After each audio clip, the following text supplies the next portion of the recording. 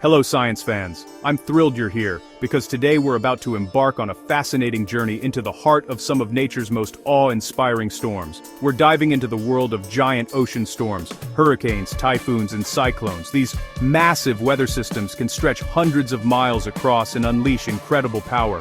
You might hear different names for these storms on the news, depending on where you live or what channel you're watching. But here's the secret. No matter what they're called, they're all the same type of storm, just named differently depending on where they form. The scientific name is tropical cyclone. Tropical because they form in warm regions near the equator, and cyclone because they spin in a circle, driven by powerful winds and the Earth's rotation. These storms get their energy from warm ocean water, which acts like fuel for their engines. The warmer the water, the stronger the storm can become, making them some of the most powerful forces on Earth. If a tropical cyclone forms in the Atlantic Ocean or the Eastern Pacific, it's called a hurricane. These are the storms you often hear about affecting the Caribbean, the Gulf of Mexico, and the southeastern United States. In the northwestern Pacific, especially near countries like Japan and the Philippines, it's called a typhoon. The name changes, but the storm's power remains the same. In the Indian Ocean or the South Pacific, it's known as a cyclone. These storms can impact places like India, Australia, and the islands of the South Pacific. The only real difference is location. The storm itself is the same, with swirling winds, heavy rain, and the potential to change lives wherever it goes. It's a bit like calling a fizzy drink soda or pop. Same thing, just a different name depending on where you are in the world. So, next time you hear about a hurricane, typhoon, or cyclone, remember, it's just a tropical cyclone with a local name, but the science behind it is universal. Today, we'll explore how these storms form, what makes them so powerful, and why their names matter to scientists and communities alike. Let's dive in and discover the science behind these spinning giants. Get ready to be amazed by the forces that shape our planet's weather. Science connects us all, no matter what we call the storm. So, let's get started and unlock the mysteries of tropical cyclones together. How does a tropical cyclone begin? What triggers these immense swirling storms that can reshape coastlines and impact millions of lives? It all starts with warm ocean water, at least 26.5 degrees, or about 80 degrees. This warmth is crucial, acting as the energy source for the entire system. The sun heats the ocean's surface, causing water to evaporate. This process loads the air above with heat and moisture, the essential ingredients for a cyclone. As the sun-heated water evaporates, the warm, moist air rises higher into the atmosphere, leaving behind an area of low pressure at the surface. This low pressure acts like a vacuum, drawing in more air from the surroundings. Cooler air from nearby rushes in to fill the gap, and as it does, it too warms up and rises. This creates a continuous cycle of rising and sinking air, building the storm's structure. But there's another key ingredient, the Earth's rotation. The Coriolis effect gives the storm its signature spin, causing the air to spiral as it moves. In the northern hemisphere, this spin is counterclockwise. In the southern hemisphere, it's clockwise. This difference is due to the way the planet rotates. As the system grows, it draws in even more warm, moist air, feeding itself and spinning faster. The storm intensifies, its winds and clouds organizing into a powerful engine. This self-sustaining cycle can transform a small disturbance into a massive organized storm system, sometimes stretching hundreds of kilometers across and lasting for days. Without warm water to provide energy and the planet's spin to organize the motion, tropical cyclones simply can't form. Both are absolutely essential. It's a powerful demonstration of physics in action, heat, water, and motion coming together to create one of nature's most formidable and awe-inspiring forces. All it takes is a little warm water, a lot of spin, and the right conditions for nature to unleash a tropical cyclone. That's the science behind the storm, a remarkable process that starts quietly over warm seas and can end with dramatic world-changing power.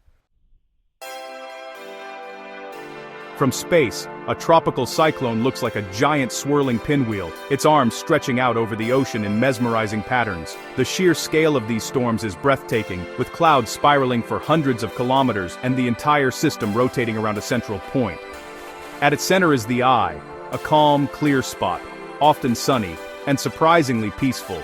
It's a striking contrast to the chaos that surrounds it. And for those who have experienced it, the sudden stillness can feel almost surreal. The eye can be 20 to 65 kilometers wide, with light winds and few clouds. Sometimes, you can even see blue sky above, as if the storm has paused for a moment to catch its breath. Surrounding the eye is the eye wall, where the storm's fiercest winds and heaviest rains rage. Here, the weather is at its most violent, with towering clouds and relentless downpours. The eye wall is the most dangerous part, unleashing the storm's full power. Winds can reach speeds of over 250 kilometers per hour, tearing through anything in their path and creating life-threatening conditions. Spiraling out from the eye wall are rainbands, long, curved bands of thunderstorms that can stretch for hundreds of kilometers. These rainbands act like the storm's arms, reaching far from the center and affecting areas well beyond the core.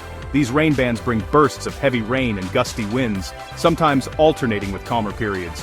People caught in these bands may experience sudden changes in weather, from lulls to intense squalls in a matter of minutes. The eye wall and rainbands work together like parts of a machine, making the storm organized and powerful. Each part has a role, and together they create the unique structure that defines a tropical cyclone. Understanding this structure helps scientists predict a storm's behavior and impact. By studying how these features interact, meteorologists can better forecast a cyclone's path, strength, and potential for damage. The rainbands feed the storm, the eye wall drives its intensity, and the eye is the calm at the center of chaos.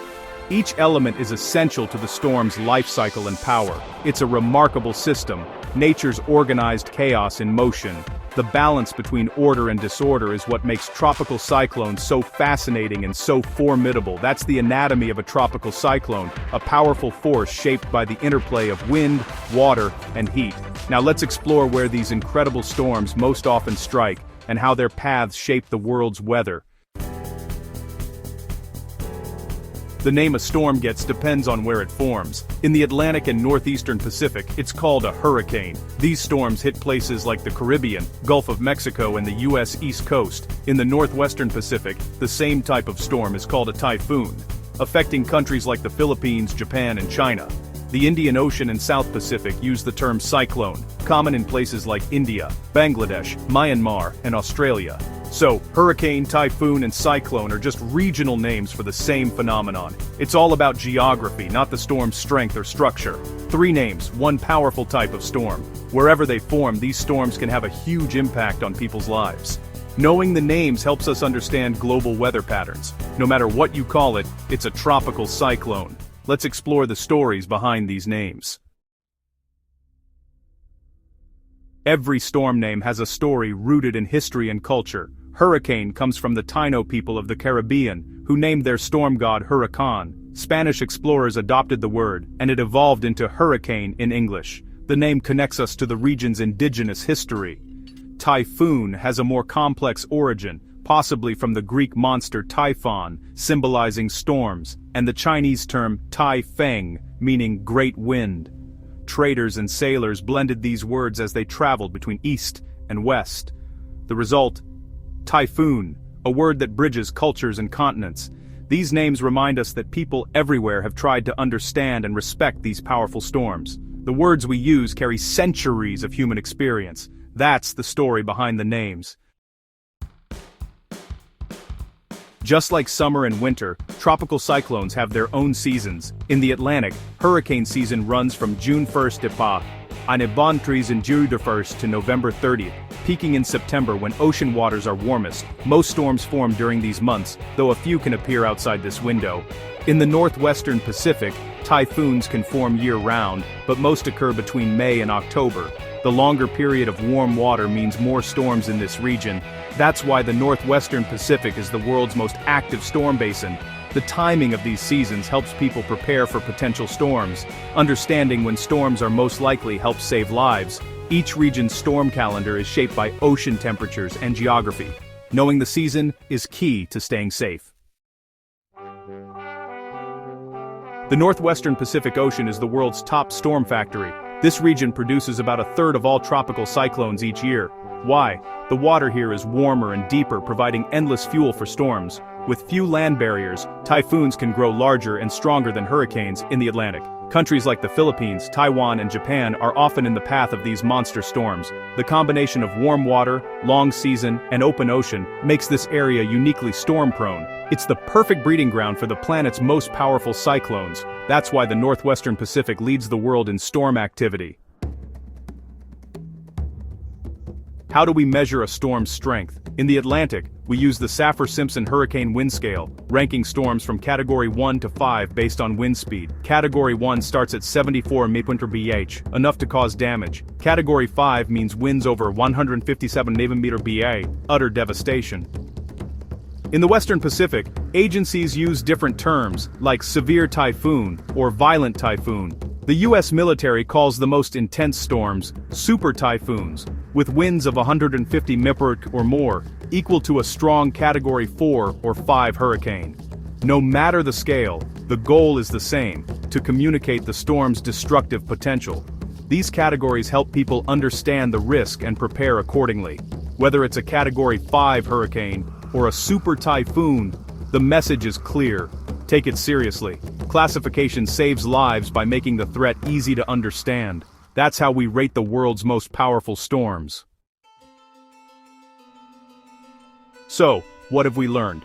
Hurricanes, typhoons, and cyclones are all tropical cyclones. Same storm, different names. Their structure is the same: a calm eye, a fierce eye wall, and spiraling rainbands. The only real difference is where they form and what we call them. The names connect us to history and culture, but the science unites us all. The Northwestern Pacific is the most active region, but every ocean basin has its own storm story. Understanding these storms helps us prepare, protect lives, and appreciate the power of nature. These storms aren't evil, they're part of Earth's way of moving heat and energy. By learning the science, we can respect their danger and marvel at their power. Thanks for joining this journey into the world of tropical cyclones. Stay curious, stay safe, and keep exploring the wonders of our planet.